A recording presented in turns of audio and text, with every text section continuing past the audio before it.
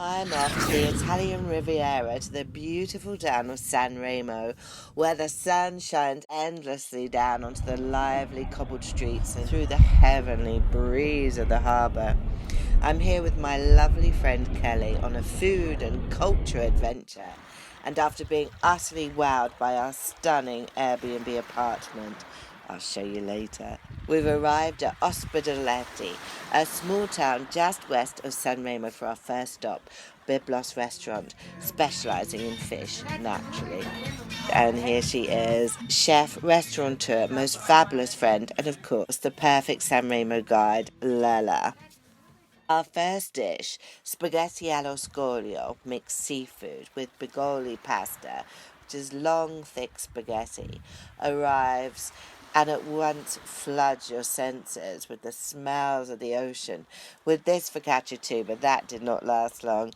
Every silky strand of pasta is filled with juicy fresh fish, garlic, fresh tomato. Interestingly, although cooked to utter perfection as you would expect, the shellfish here come from the Adriatic Sea of Spain and France. Local catch not to be missed, the famous gamberoni viola, or red prawns, exceptional because they live in very deep, very clean water here, but the price tag to match to at 80-90 euros per kilo.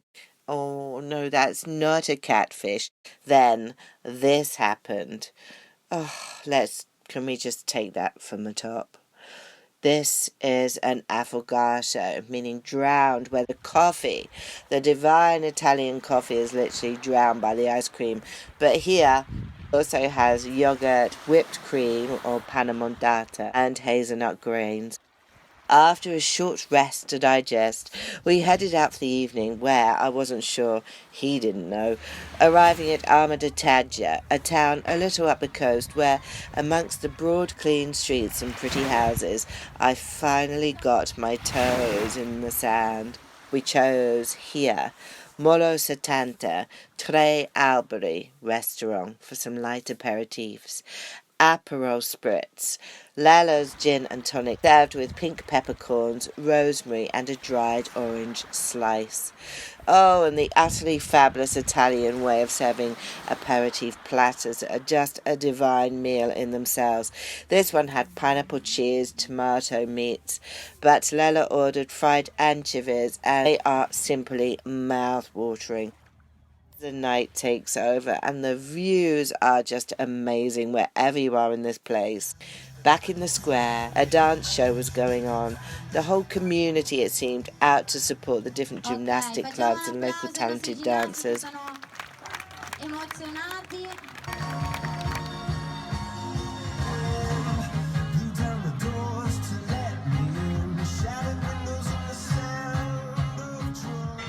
Saturday morning, called us like zombies down in search of food to the square. We headed back with croissants. Kelly had jam, but I could not resist a chocolate oozing scented croissant.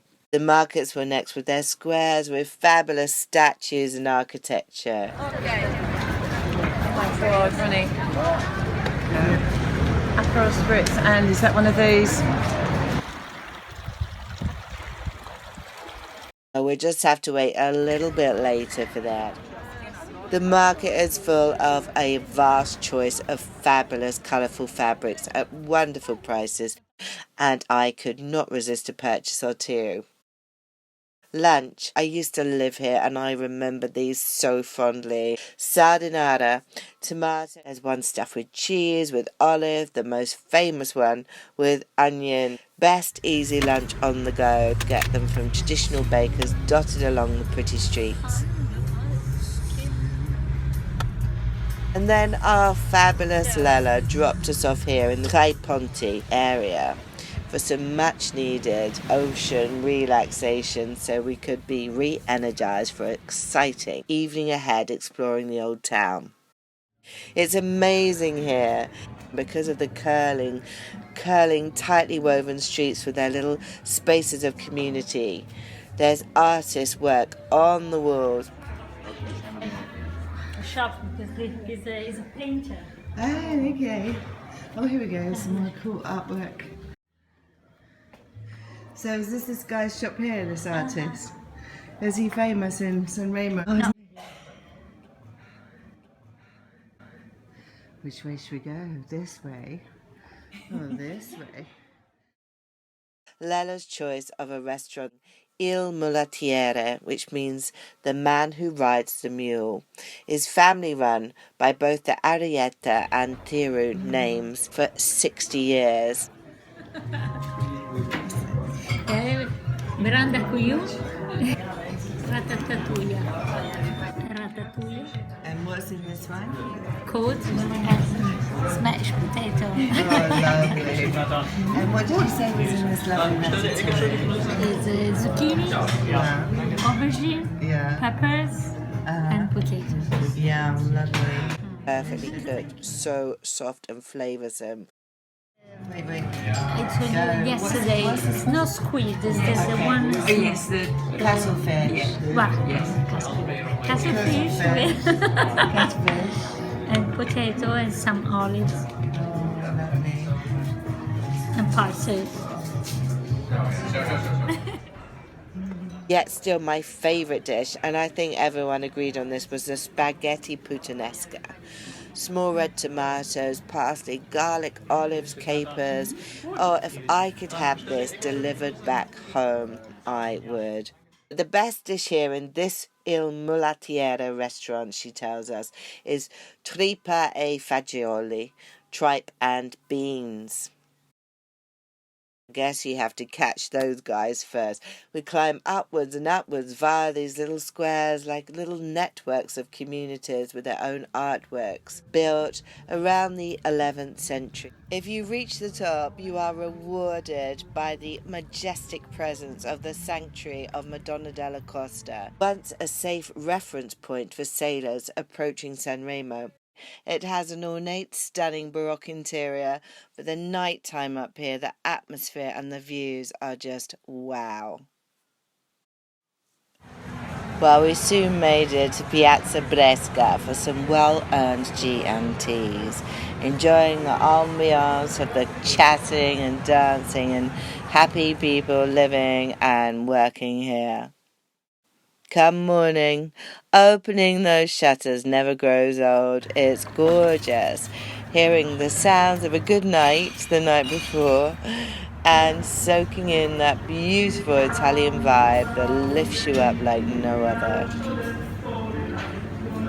Benedetto Bresca, a sea captain from San Remo who became a hero, saving the day, or more accurately, the obelisk in St. Peter's Square, Rome, in 1586, when he gave a fateful cry of "water on the ropes" amongst an otherwise disastrous attempt to rise it upon its base. And this obelisk and the square's very name continue to honour his quick thinking and bravery.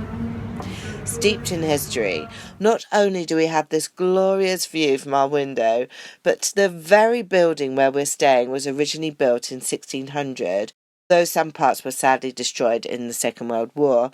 But you can see these gorgeous ceilings. It used to be a nun's monastery to help the poor. Well, we head out for breakfast. We have to try Porto Vecchio, meaning Old Port, with its stunning views and beautiful sounds of the tinkling wind through the sails, where we had delicious fresh avocado, scrambled eggs, toast and a generous lump of butter. We can't resist a harbour walk after, deeper to the sounds of the boats and out further into the ocean. How to leave this place with its deep blue skies and our stunning accommodation courtesy of the lovely Lella. Via Gaudio, a bustling and sweet side street full of restaurants and cafes inviting you in, where you'll find the wonderful doorway to this lovely apartment. Fresh pasta lures you in from the windows, cheeses, fish fresh from the ocean. So many fine shops and eateries all over San Remo to explore. Abundant flowers here. You must not leave San Remo without trying some baci di San Remo, otherwise kisses from San Remo. They are the most tongue-melting chocolate and hazelnut biscuits filled with a dark chocolate ganache. Well, I did promise you a peek at Lella's fabulous Airbnb apartment, where you can stay too. I will put the link below in the description to find out more. So here goes your luxury virtual tour. The most comfortable sofa bed in this haven of peace, fully air-conditioned I might add, absolutely beautiful, stunning gallery bedroom, everything so clean and fresh, all mod cons. Beautifully designed. Oh, and I just love the cat's print, the red coat on the wall. Gorgeous coffee making machine. It's a real luxurious place. 5 stars for design, location, and just about everything. Even a grand door, and even a cute doormat. Perfect for a romantic getaway. Sunsets over the ocean and a nearby supermarket at the port, with huge baskets for all your pasta, delicious lunches. Yeah, they sell those bakery squares here too. Oh my goodness.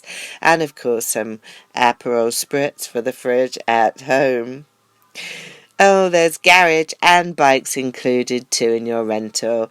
Perfect for getting out along the coast to nearby wonderful towns and sandy beaches.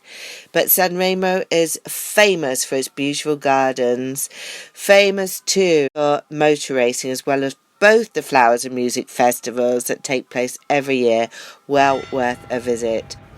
Well, I hope you enjoyed your virtual stay in Liguria, San Remo. But on the way to the airport, it's such a great location. This is the sightseeing quick roundup. See the Bay of Monaco, Monte Carlo. Stop off and join the rich in Saint Jean Cap Ferrat. Even see the most expensive house in... Is it? How much is it? Expensive. Who lives there, do you know? Ferrero Rocher. Russian. Oh, the Rothschild. Oh, okay. Ferrero. Thanks to our amazing Lella, we also got a stop off at Poisson Hospice and went to this amazing cafe on the cliff top which does delicious sandwiches.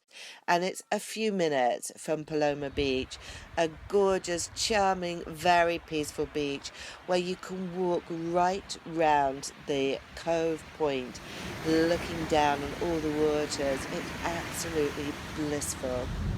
And then the road to Nice is like being in a movie. I must tell Lella to slow down a little with her driving. The famous Promenade d'Anglais announcing Nice, and the airport is finally here. So, all that remains is to give a huge thanks to our woman on the street, Kellie, myself, and the fabulous Lella, Italian guru to the traveller and best friend to the hungry and the lost. I hope you enjoyed the ride.